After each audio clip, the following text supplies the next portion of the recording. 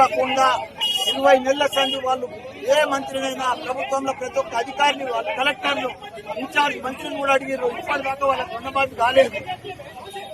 1189 మందికి రుణమాఫీ కాలేదు. ఇక్కడ ఒక్కరికి కూడా రుణమాఫీ కాలేదు. తప్పకుండా వాళ్ళందరూ కూడా రుణమాఫీ. కాంగ్రెస్ వచ్చింది అల్ల కొల్లోలం అయిపోయింది తెలంగాణ అంతా. ఎక్కడ చూడు గత 10 ఏళ్లు కేసీఆర్ ఎంత ప్రశాంతంగా ఎంత అద్భుతంగా నడిపించిందంటే ప్రభుత్వము రైతులకు కానీ కాలేజీలకు కానీ ప్రతి ఒక్కరికి కూడా ఎక్కడ కూడా ఇబ్బంది రాలేదు. ఈ రోజు కాలేజీలంతా బంద్ చేసి రోడ్ల మీదకి వచ్చింది. ఫీజు రియంబర్స్మెంట్ 8,000 కోట్లు ఒక్క రూపాయి ఇస్తలేదు గవర్నమెంట్ వచ్చేసి. కాలేజీలు బంద్ చేస్తే ఎవరికి నష్టం? బీసీ పిల్లలు చదువుతారు, ఎస్సీ పిల్లలు చదువుతారు, మొత్తం స్కాలర్షిప్ మీద ఆ పిల్లలు చదువుతారు. వాళ్ళంతా కాలేజీ బంద్ చేస్తే ఎంత నష్టమవుతుందంటే అంత నష్టమవుతుంది. కాబట్టి ఇమీడియట్ గా దయచేసి మన సీఎం గారికి చెప్తున్నా, ఇమీడియట్ గా ఫీజు రియంబర్స్మెంట్ రిలీజ్ చేయాలి. మా గట్కేశ్వర రైతులకు రుణమాఫీ చేయాలి.